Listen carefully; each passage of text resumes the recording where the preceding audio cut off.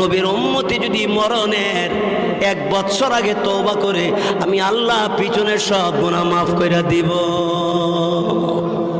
জিবরাইল আসলেন, নবীকে বললেন, নবী গো কাইদেন না, আপনার উম্মতকে জাহান্নাম থেকে বাঁচানোর জন্য আপনি কাঁদতেছেন।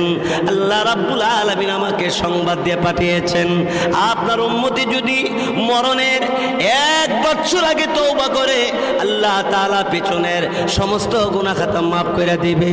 নবীজির কাছে এই কথা বলার সাথে সাথে রাসূল ডাক দিয়ে বললেন, জিবরাইল